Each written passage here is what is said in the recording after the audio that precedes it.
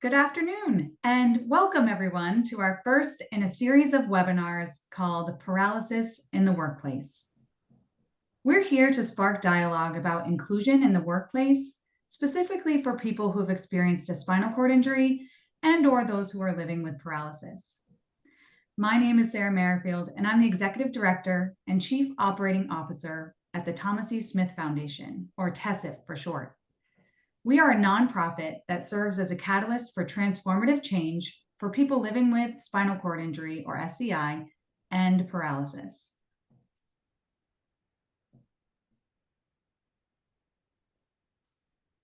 Before we get started with our program today, I wanted to make sure to orient you to how we will be engaging and interacting with you all today. This webinar will be recorded and will eventually be shared with you along with the slides and posted to our website with the case study with the same title, Paralysis and the Workplace. To optimize your experience today, we would suggest that you toggle your gallery view mode on. You can do so at the top right of your screen or at the bottom to optimize your viewing experience today. Once again, this will be the first in a series of dialogues to spark conversation about paralysis in the workplace, and we encourage you to ask questions. We will hold time formally at the end of our webinar for Q&A, but we'll also be on the lookout for your questions throughout, and we'll get to as many questions as we can today. We'll also make sure that you leave here with our contact information and an opportunity to weigh in on our next webinar topic. So be in touch by email, social media, and fill out a survey at the end of this webinar that will be sent to you.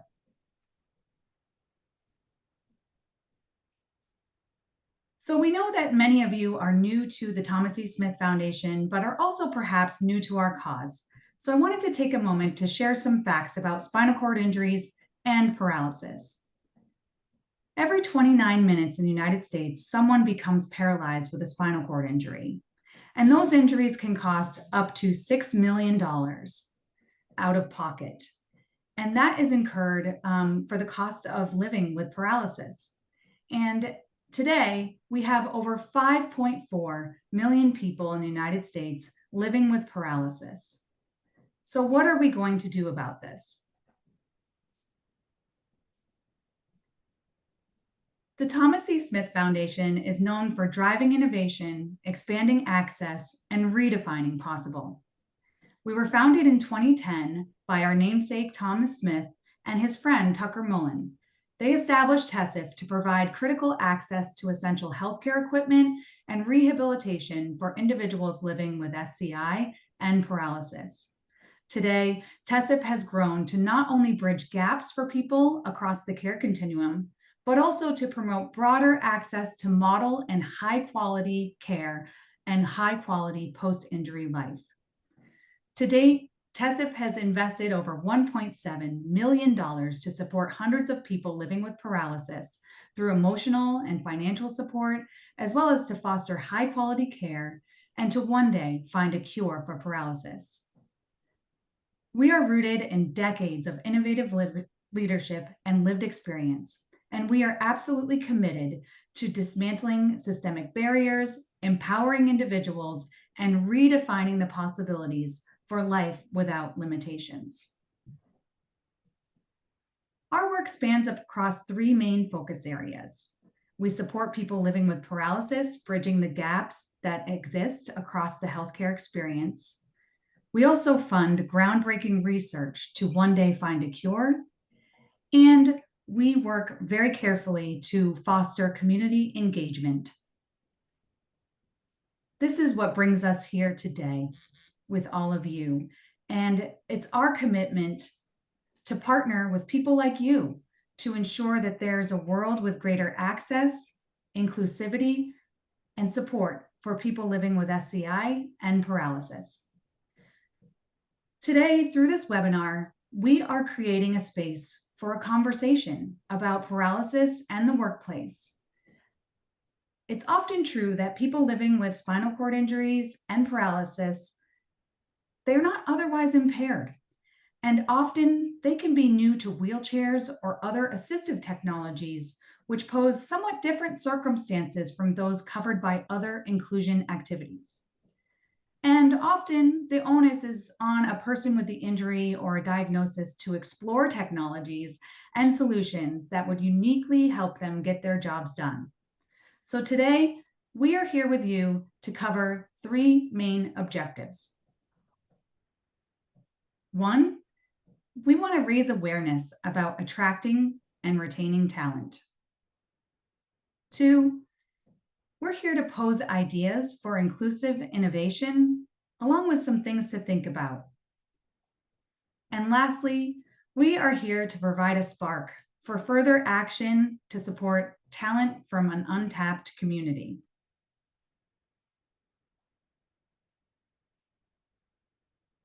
It is now my great pleasure to turn to today's program and to our terrific panel. At the start of their presentations, each of our panelists will introduce themselves. But before they do, I want to note that we have Deena Laing, a law student from Suffolk University, joining the panel with Helen Topor. She's the Executive Vice President and Director for Human Resources of Salem 5 Bank, and our own Thomas Smith, who is the President and Co-founder of TESF.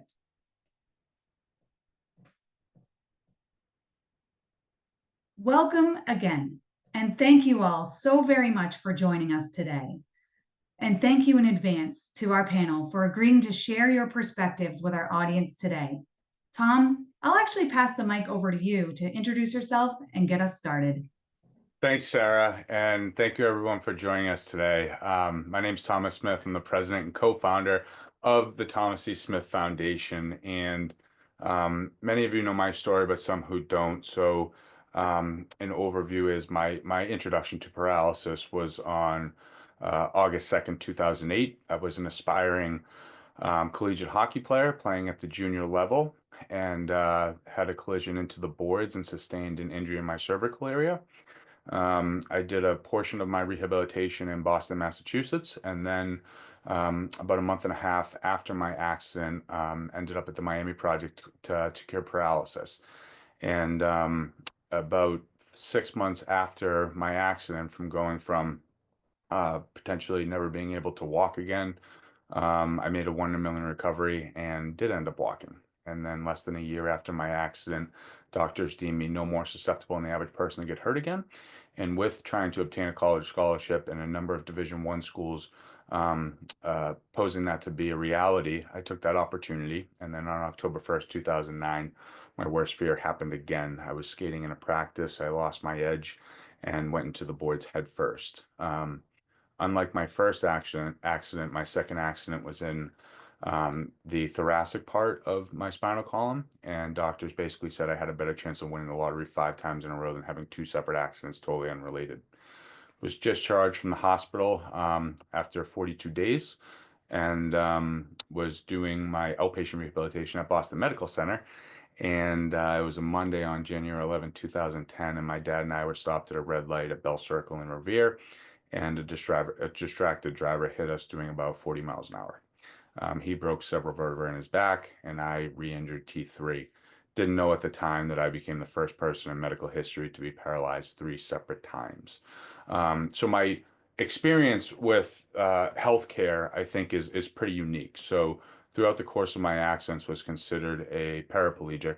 Um, and really, the idea for the Thomas E. Smith Foundation came with a dear friend of mine, Tucker Mullen, as I was in my hospital room from my second accident, because through my first accident, uh, leaving Boston and going to Miami, it was tremendous sacrifice that was made from my parents and my family, from a financial standpoint, but also time with relocating, and mom and dad were going back and forth from Boston to Miami.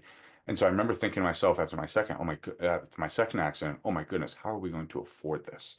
So you feel a sense of concern amongst many things that is going on, because your world is completely changed with this injury. And I remember it was about a week and a half after my accident, and Tucker and I were talking, and my family was willing to, and was fortunate enough that they could continue to make these sacrifices, and we were going to have additional fundraisers. But I had several roommates at that time through that week and a half, and I realized I was in the minority. And then, as Sarah alluded to, the average cost of this injury varies between $1 and $6 million, depending on age and also level of injury. So you can obviously live decades after you sustain a paralyzing injury, but the cost becomes exorbitant. So when Tucker and I co-founded the foundation, we did so to alleviate financial burden for families and individuals living with paralysis. To date, we've worked with hundreds of folks around the country, but there's also the emotional support side that we focus very heavily on. And identifying the financial piece, I also realized when I was transitioning home that there was really no playbook for the reacclimation into the community. You could talk to folks who had been through similar situation, but there was no guide on how to do so. And so over the years, we've evolved our care continuum program, and this year specifically have been focusing on what this webinar pertains to, which is paralysis in the workplace. And I think that this topic is so important because we'll hit a bunch of different things in this webinar that pertains to paralysis in the workspace, but the talent pool that is individuals with paralysis is tremendous. So for me, it's just an unbelievable opportunity to be a part of this and to spark this conversation, create awareness, and be involved in this conversation with Deena, Helen, and Sarah. And we're really looking forward to today.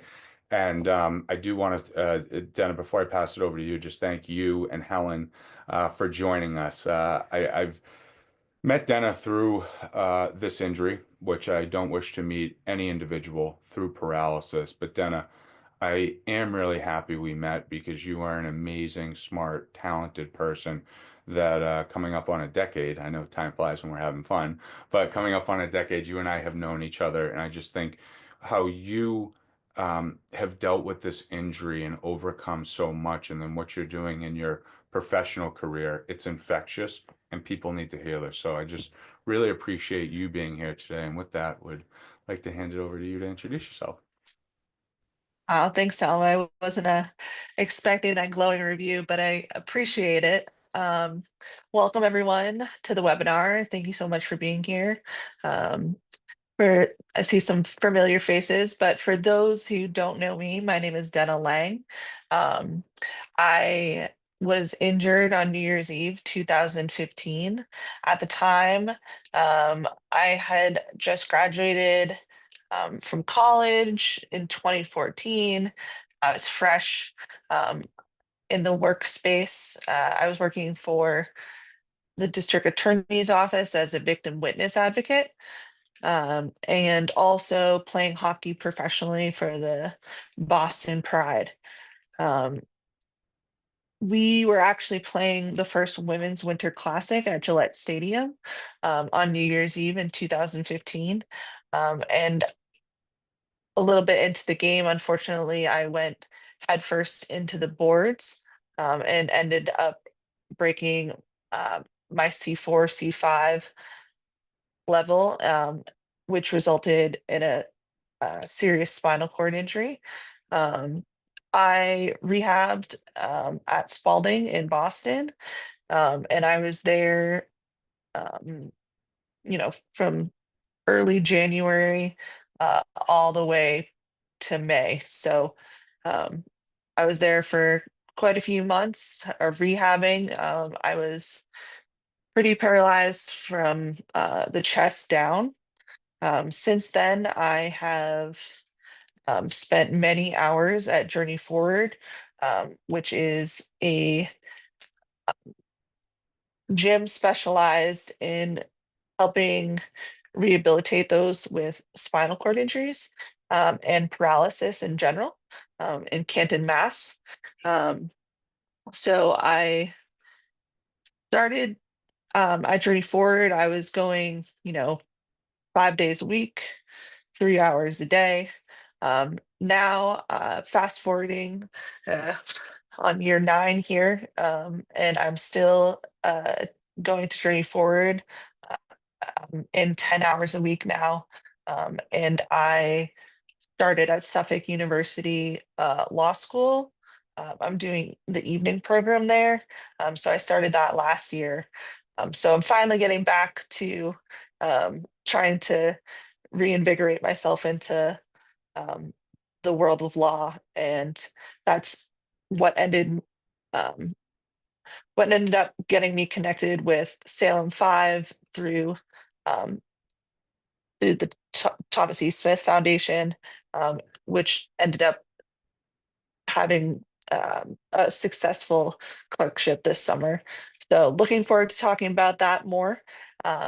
But I am going to hand it over to Helen to introduce herself. All right, thank you, Deena. Certainly, my story pales in comparison with what Deena and Tom shared today. But first, good afternoon, and I'm pleased to have the opportunity to share the work of Salem 5 and the Human Resources team with all of you. So very, very briefly about myself, after a 3-year career as an educator, I've held various management and human resources positions. And in my current role as an HR executive, what I see as my broad set of responsibilities is a commitment to the organization, to employees, to candidates, and to the communities that Salem 5 supports. So with those duties and combined with a very deep personal commitment and drive to assist skilled candidates who are looking for jobs and want to work, I have become further involved with the foundation and engaging with Deena to assist her in securing her internship in the legal department. So through this process, I've learned about some of the specific challenges for individuals experiencing paralysis when looking for employment opportunities. So today I am here to help share that story.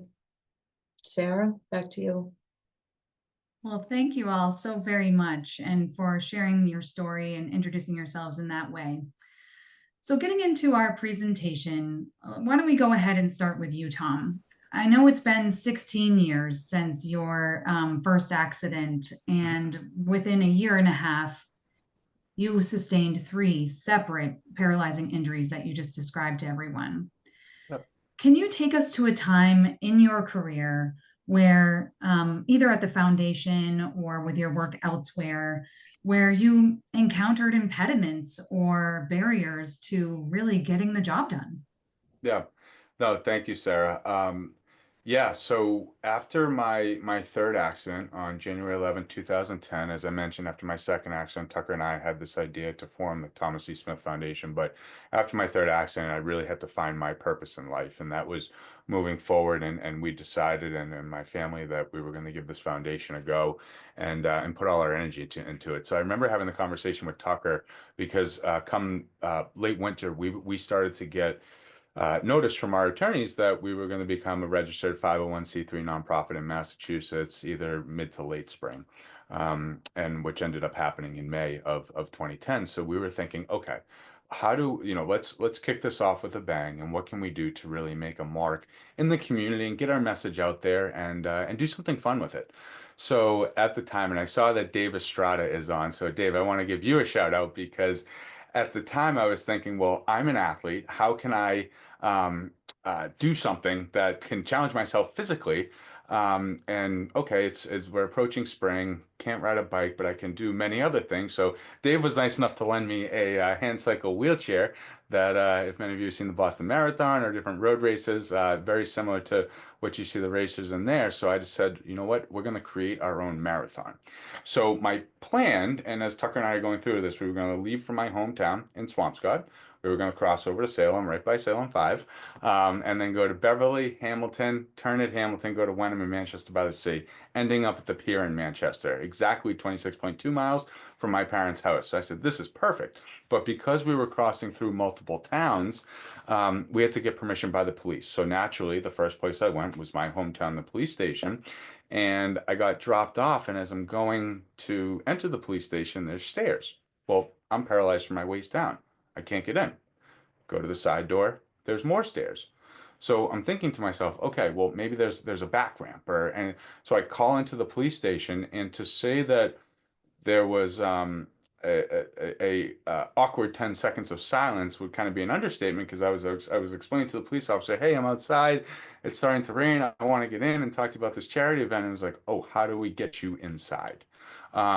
So that was from a professional standpoint, trying to kick off the foundation. I'm trying to pull permits. I go to the Swampscott Police Station. It's not handicap accessible. As we started to discuss this, comes out there was only a handful of first responder stations in Massachusetts that were not handicap accessible, and Swampscott happened to be one of them.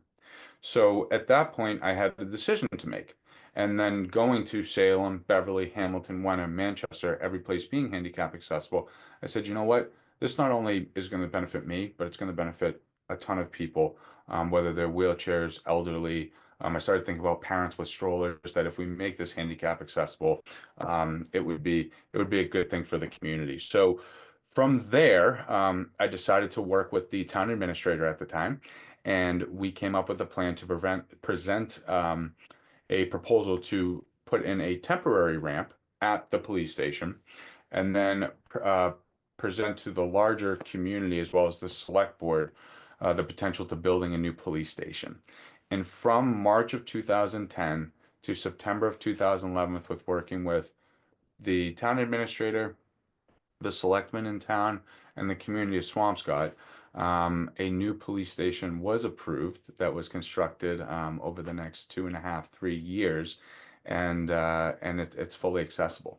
So that was my first introduction to trying to do something professionally and needing to tap into resources and it not being accessible. And what was interesting throughout the whole process was we didn't really hit red tape.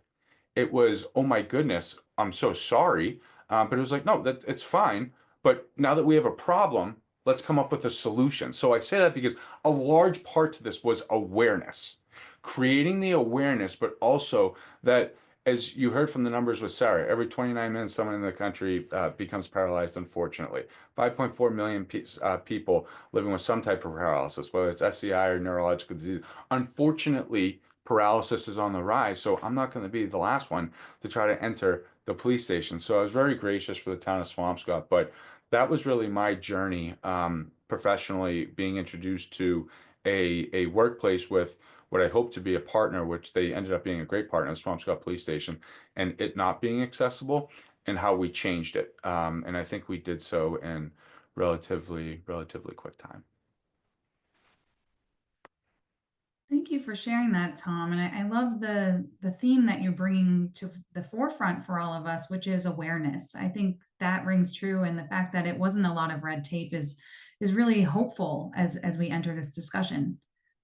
Turning now to you, Deena, I'd love to hear sort of your experience and the clerkship and so forth. So let me turn it over to you for now. Resonating with what Tom said, I think that it's very easy to feel like with paralysis or spinal cord injury that you are the first in the space,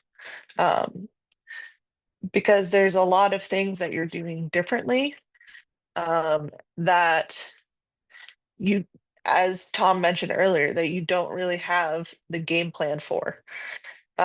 So for me, when I was injured, I had just applied for the first time to law school that week. The week I got injured, I had taken the LSAT. I had applied. I was working at the district attorney's office. I was, in really good physical shape, being a professional athlete, and then all of a sudden, I was in this completely new body. Couldn't do anything really physically for myself, had to relearn how to do everything. And, from eating to how to get around to, there's so many things that you feel like you're probably the first person. And I've been very fortunate to have a lot of good mentors who have led me, um, to be able to do some of these things. But it's really easy to feel like you're the first. And I was put in a place where, like, my number one priority no longer was working and advancing my career, but rehabbing and regaining, function in very critical areas of life. So I didn't know if I was going to get back to a place where I was working, or if I was going to even get back to law school, because the rehab portion is so important. And um, everything takes a little longer when you have a spinal cord injury. For example, it probably takes me about 2 hours to get ready in the morning. And then, if you have to drive to Journey Forward's probably about an hour and a half from my house. And then you're in there for at least a couple hours. And then, Massachusetts traffic is not the nicest. So add on that time coming back, the time gets really tight. So it wasn't really until after COVID where they started offering hybrid options for law school that I really thought, maybe I can really do this, and maybe I can work this into my schedule while not losing the critical aspects of also doing my rehabilitation. Thank you so much, Deena. Helen, can I turn it to you now to share your perspective? Absolutely. Thank you, Deena. Tom, what I hear from both of you, which is what I have learned in working with all of you over the last few months, is awareness. And I have a very, very, very small taste of that awareness. And I know there's a lot to learn. And again, this is what our goal was for today's webinar. So where I would start is there are no two people that are alike. And as we learn more about spinal cord injuries, no two situations are alike either. So the common thread that I have found as I've worked with Tom and Deena is that they are very bright, they're very talented, and very driven individuals, which I think it comes from the hockey player that these two individuals have come from.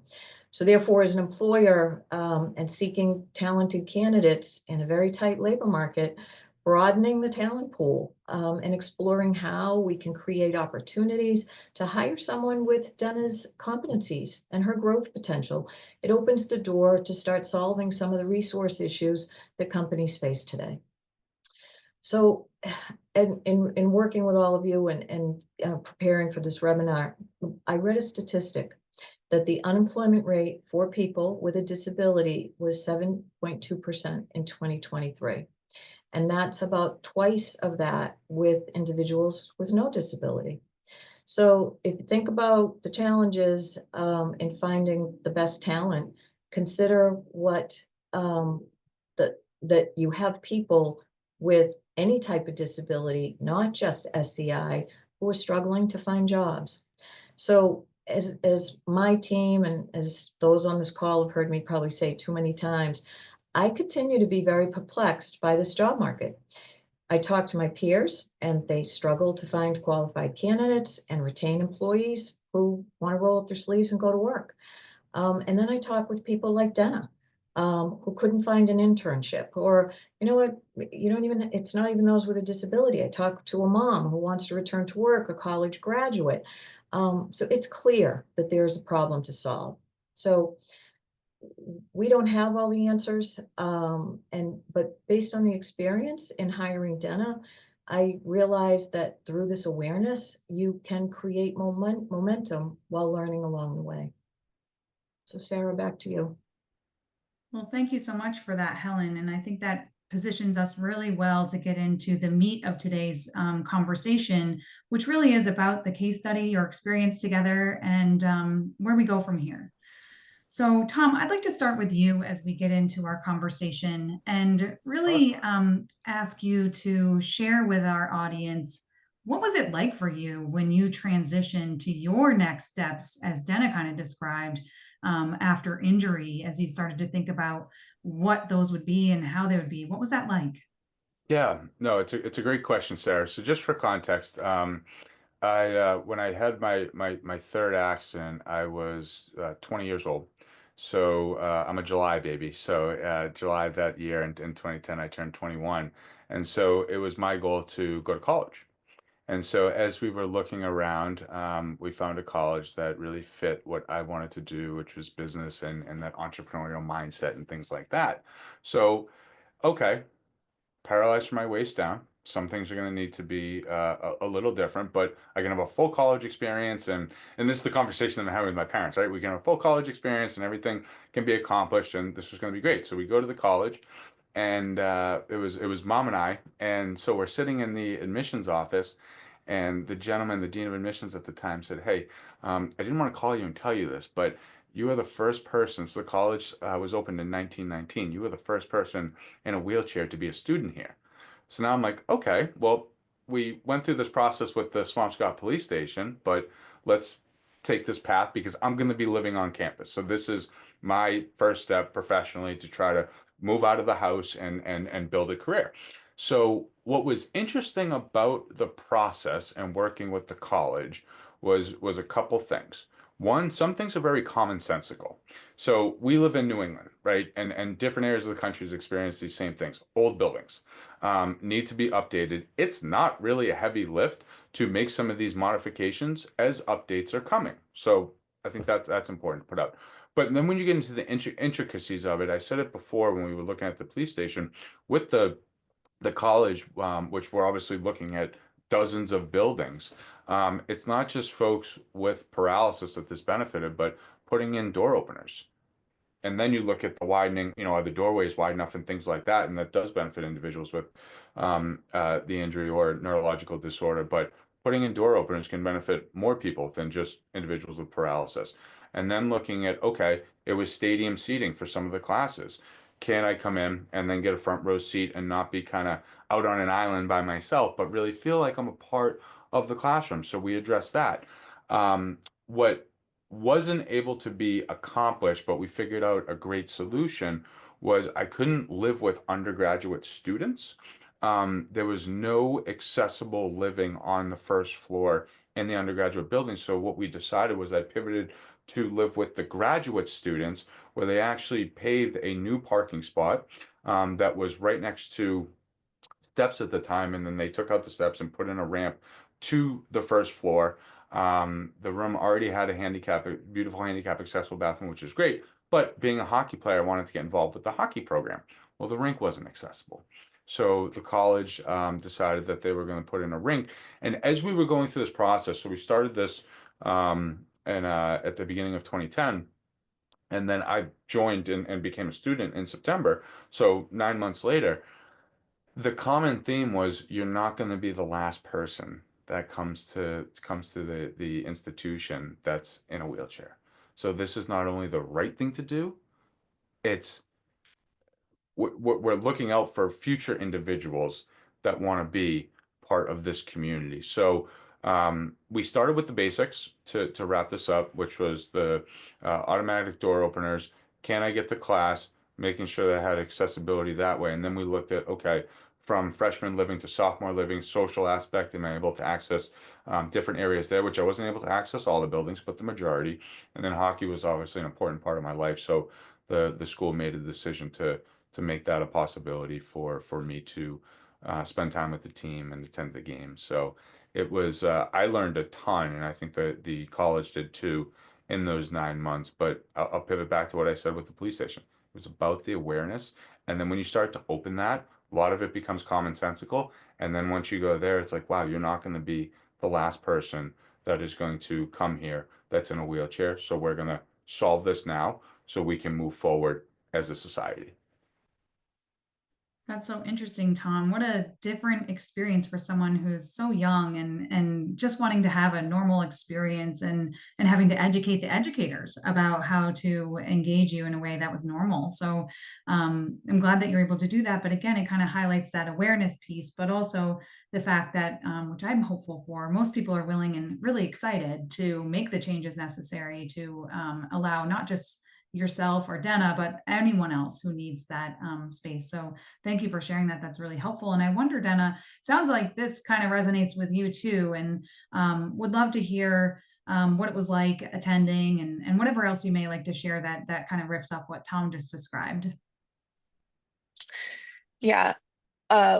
Where Tom was saying it's kind of thing after thing after thing, and all of that together compounded can be very tiring. So it's so important um, to raise awareness and to put in the work that Tom and so many others have um, to make things just a little bit better for the next person and make things just a little less difficult. So yeah, I'm so excited you're all here on this call, gaining the awareness, and people like Helen being in the position she's in, um, to kind of be supportive and to get ahead of some of these issues. Um, Turning back a little to what Helen was saying about the job market, I was thrilled when Salem 5 offered me the position this summer, because coming from my side of things, it is really challenging. Um, I applied for a couple things. Some places didn't even, respond back. Um, it's hard putting together a resume after, being out of work for all this time. Um, there's, kind of large gaps that are hard to explain. There's not exactly space for works out 10 hours a week on that resume. So it was really crucial and helpful that Salem 5 took a chance on me, even though, you know, some of my other uh, some of the other things on my resume would seem like it would be helpful in getting a job, but it really can be quite challenging, um, especially when you're applying for jobs.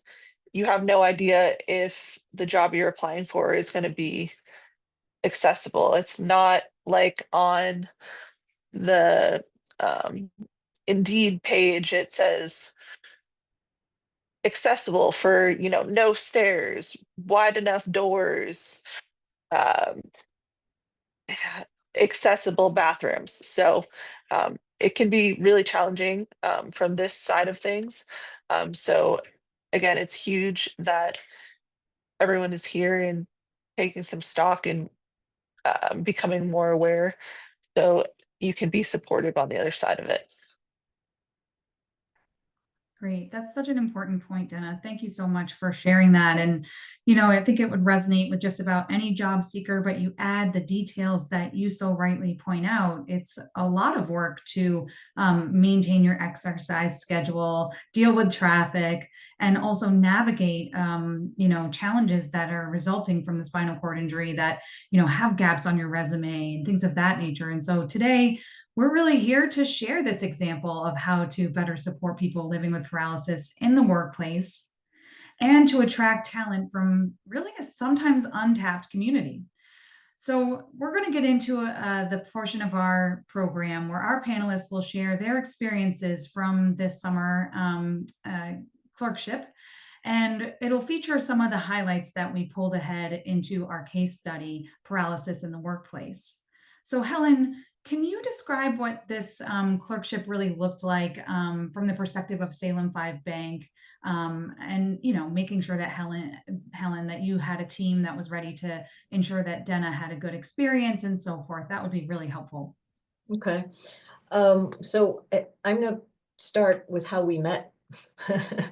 So we were at a foundation that was being sponsored by the foundation, and I can't remember the restaurant that it was at, but I was at this event and I was standing at a high top table with one of my colleagues and my husband. And Deena came over to the table, and I think she was with her mom. So anyway, she knew one of the members of the team. And I think her mom might have been talking to my colleague, and I began talking with Deena. And I learned that she was seeking an internship to support her development as she pursues her law career. And, you know, that's all I needed to hear. And I called my colleague over and said, you know what? She wants an internship opening, internship position. But I also knew, okay, all of our internships were filled, and that we didn't have one in the law department. But you know what? I thought it was still something that we could pursue. So I talked with Deena, and in that conversation, it was clear she's motivated. She was studying hard to obtain her law degree, and she was looking to work. And I want to emphasize that last point. Deena was looking to work. She wanted real world experience, right? She just wasn't looking for a place to sit, or the ability to add a sentence to her resume. She wanted to work. So you roll forward a few weeks, and Deena followed up with my colleague through Tom. And what did this show? This continued to show us that she's driven, and she's committed. And again, I think it's that hockey player in her. So the initial process, honestly, it didn't look any different than our current hiring process. And I think that's important to note too. Deena's an applicant. She's a candidate. She's looking for an internship. We have 500 other candidates and applicants that were looking to do the same thing. So as we worked with her, it's the same experience, the same fair process that we have for everyone. So I did reach out to our general counsel to learn if he had the flexibility to manage an intern.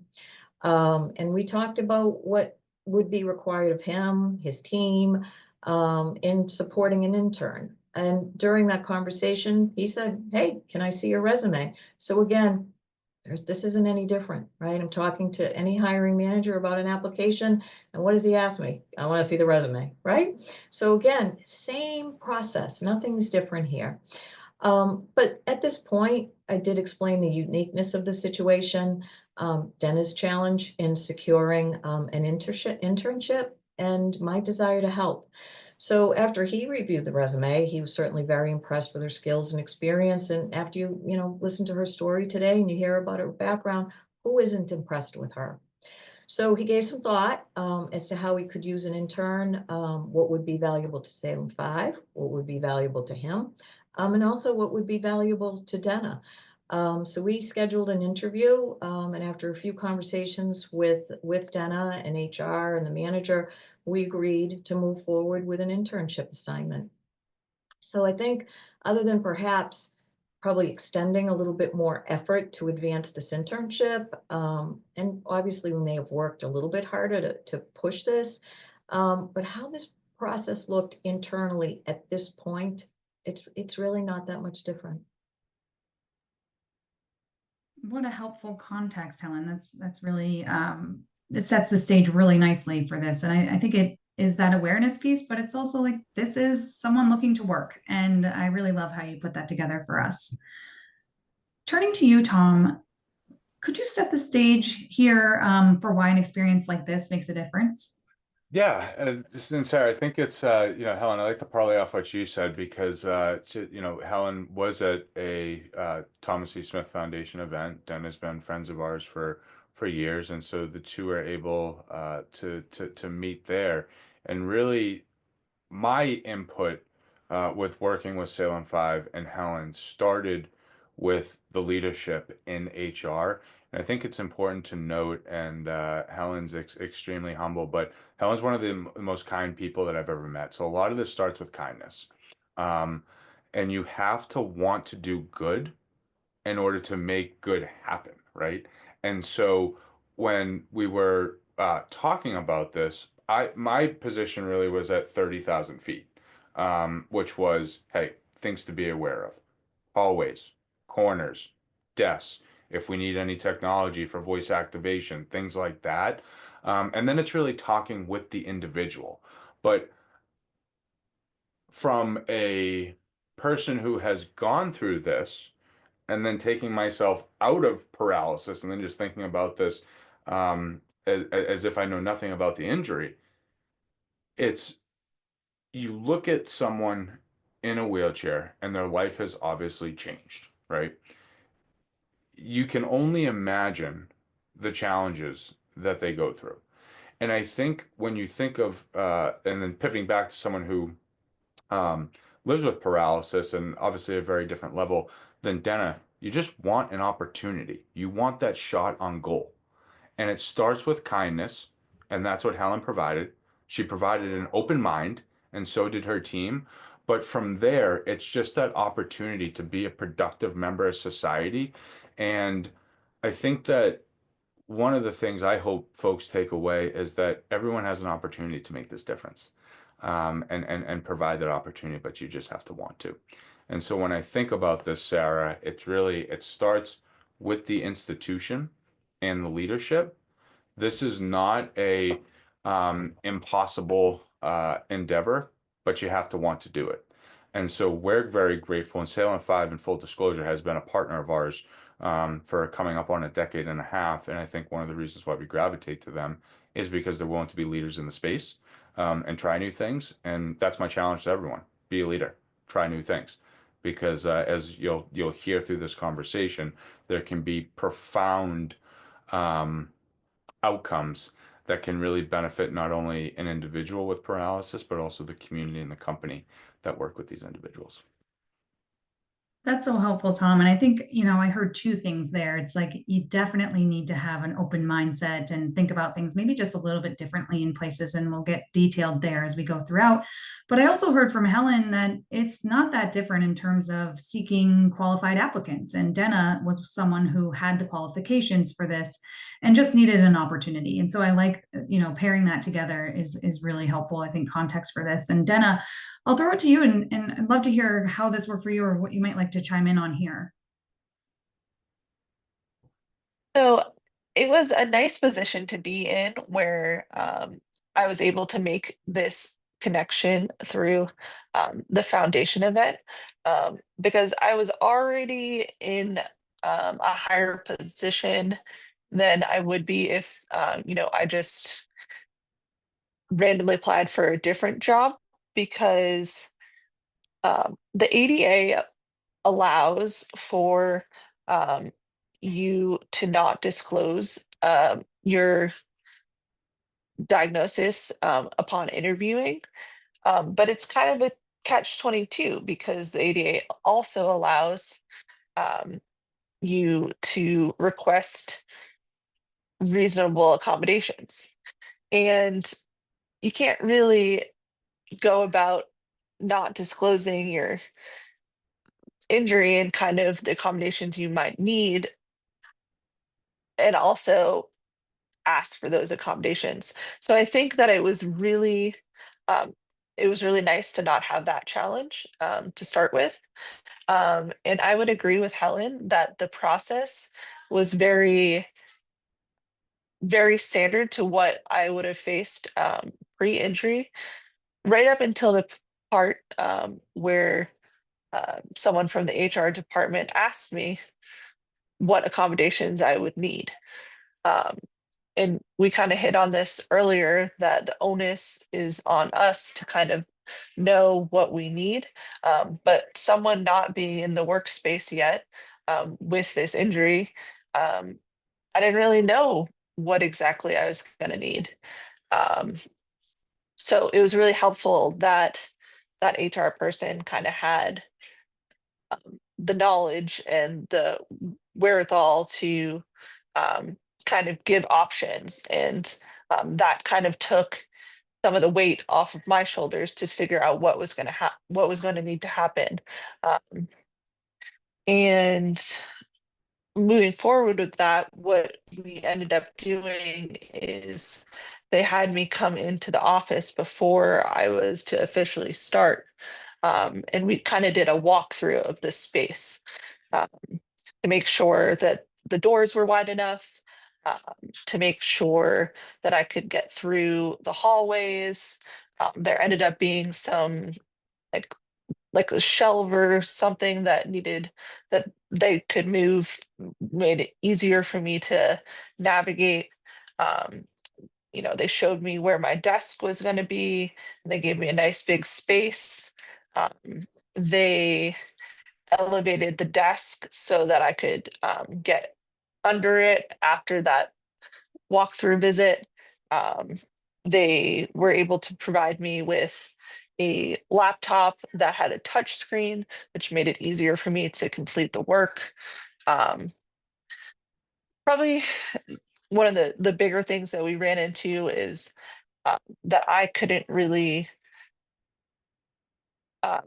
get into the building by myself, and the elevators were kind of tricky, and the security of the building was kind of a touch point for me. So they actually, set me up with someone who would meet me every day at the front of the building so that I could get up to the space I needed to get to. So that was really nice to have that person, and sometimes it was Helen, to just know that I could count on them. And so those are kind of some of the solutions that we came up with. But having someone knowledgeable about the options for accommodations was really helpful, and walking through those steps to make sure everything was going to work out was also really helpful. That's amazing, Deena. It sounds like really and truly with shared planning, some really thoughtful collaboration with the Human Resources Department that was very collaborative on this. And really, it sounds that there's a culture at Salem 5 that promotes diversity and kindness. It was all of this that made it possible for them to make a positive impact in their workspace, but also attract top talent. So Helen, turning to you as a human resources leader now, how has the recipe really rung true for you? Well, it rings true. It certainly does. And partnership, it's an important ingredient, as is collaboration, to advance this type of workplace culture. And this was a tangible step that really just adds meaning to social responsibility and supporting the communities around us. So this is just kind of who Salem 5 always has been, long before I joined, and I believe will continue to be in this space when I'm no longer here. Amazing, amazing. And Deena, thank you so much for walking us through what the sort of audit of the space looked like prior to your onboarding and so forth. And I understand, Tom, you were part of that. I'm so glad you were there too, just bringing up the point that Deena brought up so rightly earlier, that when you have an injury like this, it comes out of nowhere, and it's not like you've been privy to a lot of the accessibility pieces or inclusion elements that would be helpful in aiding in your success in the workplace. So I wonder, Tom, was there anything you would add to the onboarding experience that you took part in that was helpful to Salem 5 in onboarding Deena, but also for Deena's success as an intern? Sarah, it's a great question, and my answer is no, but I want to expand upon it. And it's because the way in which they dealt with the process, which was, okay, let's start at 30,000 feet. What are the commonsensical things that we need to be aware of? And then the personal element with Deena. So I think that's important. There are standard things that folks living with paralysis will need, whether you're a quadriplegic or a paraplegic. And then there's the individual case, because if I had an internship at Salem 5, my injury is different than Deena's, so therefore my needs are going to be different. So I could provide them just having 16 years of lived experience, like, hey, these are what universally folks need. And then I do think it is important to have that personal approach with the support with the individual, because everyone knows it, and Helen alluded to this, right? No situation is the same. I can tell you no injury is the same. And there are certain things on the smaller end outside of the universal that individuals will need, but it can make a huge difference in someone's day. So just addressing that and having that personal touch, I think, can alleviate unintended problems and consequences down the road. Great. Thank you, Tom. Deena, what would you add? Yes, going straight off of that, I agree that um, there's a lot of unique challenges that, as a person with paralysis, I face daily that might be different um, from your standard person.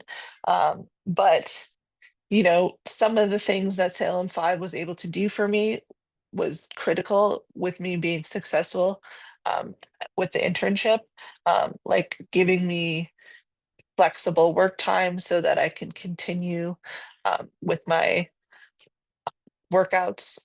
And they allowed me to work remotely some of the days. One of the days there was it was an extreme heat day, and uh, I struggle with temperature regulation because of where my injury is. So they allowed me to work from home that day so that I could, be comfortable in my space and not have to worry about overheating.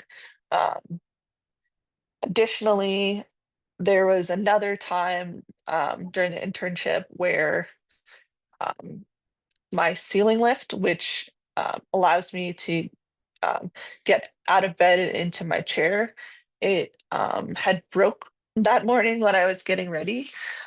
So it really kind of put a uh, damper on getting ready, and I was going to be late if I had to get into work. So they allowed me to work remotely that day, which allowed me to be on time and to still get the work done, even though I ran into this accessibility hiccup even at my own house. So, just being, flexible is really important. Um, and I think it really, as I told you, it takes a little bit longer to do everything with a spinal cord injury. And trying to the summer, I was taking a summer class on top of trying to um, you know get my workouts in and do the internship. So it was really, really critical to be able to work everything into my schedule, that Salem 5 was um, flexible and uh, really allowed me to do the remote work as necessary. That's so helpful, Deena. Thank you so much for sharing your experience and what some of the really kind of workplace innovations were that were helpful to the success of your internship. It sounds like, as with anything new, there were moments where the team had to think creatively and to think just a little bit differently about how to best support your internship. And I wonder, Helen, thinking about some of those innovations, but also some things to think about, what you might add here. Well, Deena covered. Deena, you took a lot of my talking points, but it's all right. I think what I would add here is, I don't want to be redundant, but being able to understand what Deena really needed. And to her point, I don't know what I need. I don't know what I need. I'm in your building. How do I know what I need? Right. It's to have that honest dialogue about, gee, can I come in and then look at the space? And that's what she did. And as she went through that space, she uncovered some things that just, if we address them, would make her life much easier. Right. And so, the investment in this, it was negligible, right? As she said, there was something in the hallway that prevented the access with a wheelchair. Okay, we'll move that out of the way. Raise the desk, and the computer, was it touch screen accessible? Yes, it was, right?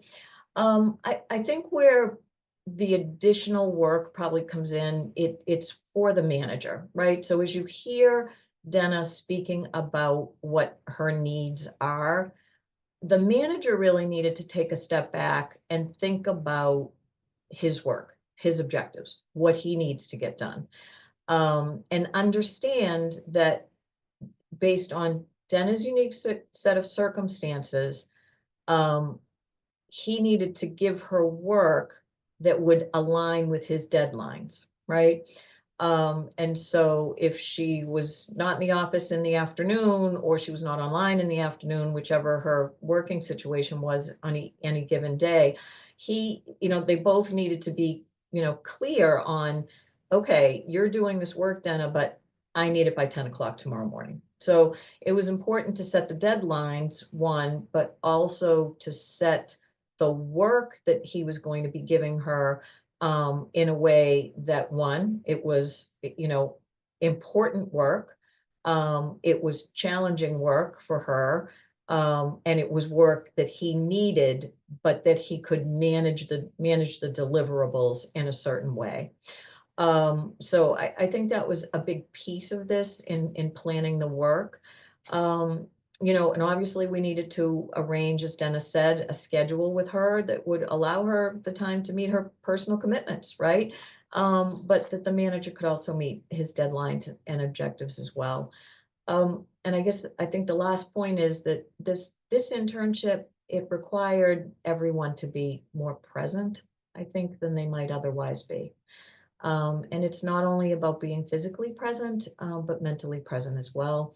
So being thoughtfully engaged to support one another, which it was a small, it was a small step, right? But it required Salem 5 to be, and the team to be working together with one another and with Deena. And as a result, Deena accomplished some really good work for the general counsel.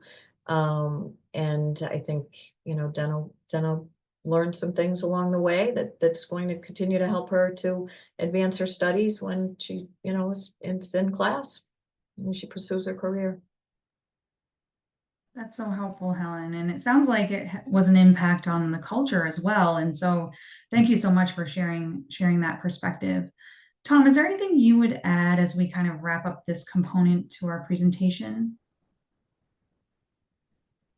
The only other piece that, I kind of want to reiterate is having an open mind. And I think it starts with leadership, and leadership has to lead with kindness. And then when you look at, Sarah, what you said and what we've been talking about now as a team for several months with the support and the planning, whether you think you can or can't do something, you're right. And I often say impossible, literally the word says I'm possible. And I think when you see someone in a wheelchair, we look different. Or you see someone like myself who walks with lost strand crutches, and it's like, ooh, maybe like it's oftentimes the first thought, in my opinion, that goes people said, it's like, what can't that person do? I'd like to shift the mindset on what can that person do, because the paralysis community and individuals with paralysis can do so much. So I think it just really starts with being an open mind as we're looking at these different opportunities, pivoting back to what we've talked about over the last hour with talent pool and things like that, and saying, how can we make this work? Because unfortunately, paralysis is on the rise. As I mentioned, 1 in 50 Americans live with some type of paralysis, and it's I think employers, if they haven't faced it already, are going to face individuals that do get hired that are in wheelchairs. So what better time to address it than now? Great. That's absolutely true. And so I want to leave you all with the insights that we so carefully wrapped up here. We covered a lot of ground, and I just want to make sure if we leave you with nothing else today, you walk away with the highlights from their experience. So highlighting that workplace audit. So prior to onboarding, the team did that audit, and it wasn't a huge deal, but it made her life much, much easier. Deena walked through and said, hey, can you move this? Can we raise the desk? Can we have a laptop that does have that touch screen? And Salem 5 was able to very easily accommodate those needs. And she felt very welcomed. We also hit on flexible scheduling, that the team there really focused on allowing that Deena could maintain that essential exercise schedule that she needs to maintain her strength, while thinking through what are the work capabilities that need to be done around that schedule. And similarly, I think Deena nicely pointed out that, one of the health impacts of having a spinal cord injury is sensitivity to temperature. And on a high heat day and a day when equipment fails, just saying, what, remote work options do exist, although it's not always the case that we can do that. But when we can, it can be very helpful to folks. Next, we had a few things to think about that we highlighted. So that in-person support that Deena mentioned, having someone there occasionally to help open doors and do things of that nature was really helpful. And getting into a routine around that, it sounded like really helped foster success. And then, as with any clerkship or internship, it takes some planning to ensure that the projects that are selected are meaningful for the participant and fit with the timing and skills and so forth. And with the hybrid aspect of the work, just a little bit of planning goes a long way. And then the theme that I think really hits throughout all of the comments that everyone so nicely laid out today is kindness. One of the biggest takeaways, I think, from this experience and from all of our experiences here is you don't know until you do know. And having an open mindset about what it might be like living with paralysis and those awareness really help make the day-to-day life aspects a little bit easier for folks who are experiencing paralysis. So those are the formal takeaways for today, but we've really want to just leave each of you with our panelists their own culminating thought based on this experience. What really is your takeaway you want to leave people with? So Deena, let's start with you on that one. I just would like to really highlight, as we are in a changing world right now, where, you know, coming off the pandemic, a lot of the work was available remotely. Now, businesses are considering how to transition back to fully in-person workspace, or kind of just, debating how much is going to be in person and how much will be allowed to be remote. I just really want to highlight that for someone in my situation, that having the option for the flexible workspace, flexible work hours, and the remote um, working is really a lifeline. Um, and I'm a strong believer that um, I can get the job done no matter where I am. Um, and it really just alleviates some of the stressors um, that I talked about with, if my lift stops working, or um, just things are running a little long, getting ready.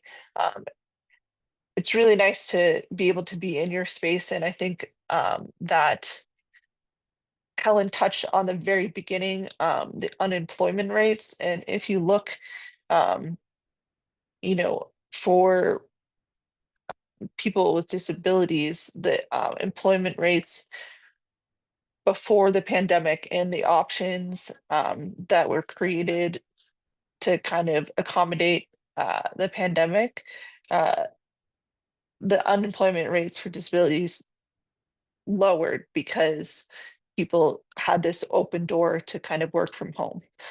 So when you're making these big business decisions on how your company is going to look in the future, I just hope that you remember that it really can be a lifeline for people with differing challenges, um, and just take that into consideration. Thank you, Deena. That's very true. And Helen, I wonder if you could touch on your culminating thoughts here. I actually have a lot to say here, and I'm going to kind of repeat a little bit what you said. Deena's manager said it best when he was reflecting on this experience, and what he said was, you don't know what you don't know. But with repetition, we can get better. I personally believe the regulatory aspects can be scary and perhaps more burdensome than helpful on both sides of the table. So therefore, I think the place to begin for anybody is thinking about, as Tom said, what's possible, right? So I think thinking about what we can do, right? And so most often you have the core infrastructure already in place. And so you follow the current process. How do you interview? How do you select? What's the hiring process look like? But you're open with a creative mind to be able to make modifications. I said I have a lot to go here, so sorry, forgive me. Small goals, right, are easier to manage and to accomplish. So think big, but start small. The last point, it's a long one, and it's regarding leadership. And as leaders and managers, I have always felt we have a great responsibility to the employees that report to us. And if you are wearing that manager hat, I sometimes look at it as a parent hat, in that it is a significant responsibility. And if you're signing up for it, you owe something to the people who are reporting to you. So everyone, regardless of their ability, needs and wants to engage, and they want to be treated fairly and respectfully, receive feedback, good or bad. A manager must provide an employee who is dealing with paralysis or any other situation with development opportunities and suggestions to improve and to grow. And I say this because it can be easy to shy away from honest conversations, to avoid hurt feelings, sometimes because it just feels uncomfortable. So we're not doing our jobs as leaders if we don't provide that feedback. And again, I feel so strongly about that from a leadership perspective. An employee's contributions and productivities to an organization is limited without it. So Deena was looking to grow with this internship. She needed to receive thoughtful feedback so that she can move forward to build her meaningful career and achieve long-term success.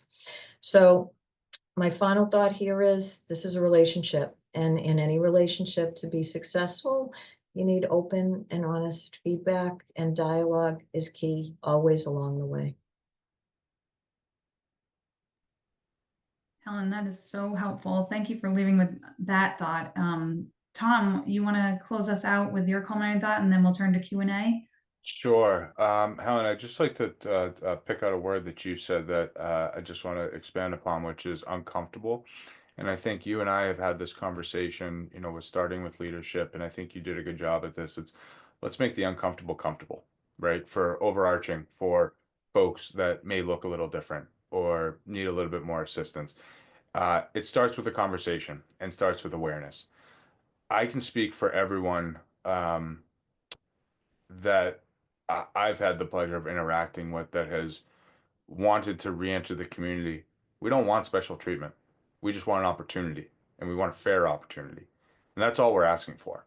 As Deena mentioned on some of the applications and things,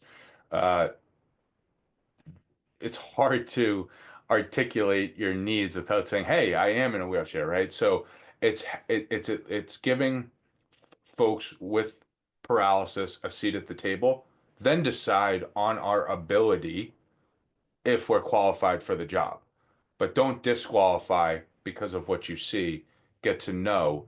And I think that does start with leadership, because when I think of paralysis,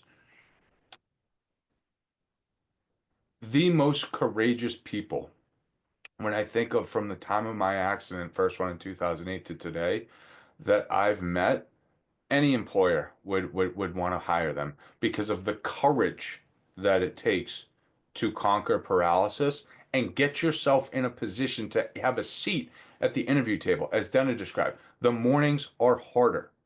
Things take longer, but we want to be productive members of society, and we want to make a difference. And as I think about this, and Deena and I have had two totally different injuries, where I didn't need a Hoyer lift. But if I'm thinking about this and saying, wow, this is what it takes for Deena to get up in the morning, and yet she, like Helen alluded to, she still wants to work.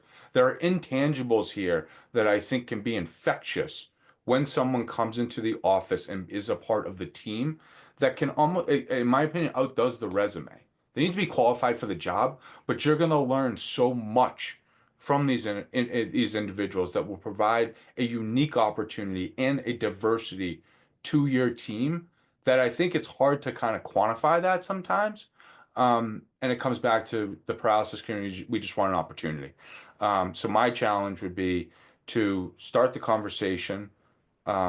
This is a great first step with spreading the awareness, but get to know an individual, and just because they might look different, judge them from their capabilities in their mind, not maybe by what they look like, and then make a decision from there if it's appropriate for them to move on in the interview process or to be hired. But I think, and then just echoing what Helen and Dennis said, I think it's a really nice way to wrap up here, Sarah, and to open it up to Q&A. Thank you so much, Tom, Deena, and Helen, for such a terrific set of ideas, thoughts, insights, guidance, and all that you shared have been so helpful. So as we open it up for Q&A, please there again, if you do have questions, feel free to type them in. We'll see them on the Q&A section here. And while you're doing that, I'll share that, you know, we had a survey that went out prior to the webinar just to make sure we hit on some of your interests as we went through this presentation. And there were several of you in the audience who said, with paralysis, how do I even find a job? How do I become eligible for work given my circumstances, particularly if those circumstances have changed quite a bit since prior to the injury? And I hope that some of the themes here have started to address that. And as I mentioned, this is the beginning of our series of dialogues about paralysis in the workplace. This one, as Tom alludes to, is to spark awareness and to start to act as we all are more aware. And so as we do that, we'll want to hit on some of those themes. And I think, Deena, you so nicely pointed out, what is it like applying when you are someone who experienced a spinal cord injury? It's as Helen points, the system is the same, yet you're also facing some of these other challenges. So hopefully today we're spreading some awareness that will help make that clear. And as we go forward with other webinars in this series, we'll be sure to start to think about who are the employers out there that we can point you to, and start to be part of a network. Because while that wasn't said directly, it feels as though that is a key part to the success here as well. So thank you all so very much for sharing your insights. And I'll say, you know, switching gears a little bit here, what's next for us as we go through our work together? And it's going to be really important for us here to really hear from you all. At the end of this webinar, you will all receive a link to a survey about your experience with us today. So we really value your feedback. We want to hear what resonated today and what you think we may have missed. And we'll use that as topics to inform that next webinar in our series. So thank you in advance for filling that out. And I really want to make sure that you do, because we will tailor that next presentation to your interests. So leaving you all wanting to make sure you have our contact information. Do stay in touch to get information about our next events. Please follow us. We will be sending out information about our next webinar, and you can join us through our website or through LinkedIn as well. And we'll look forward to hearing from you all. So thank you all so much.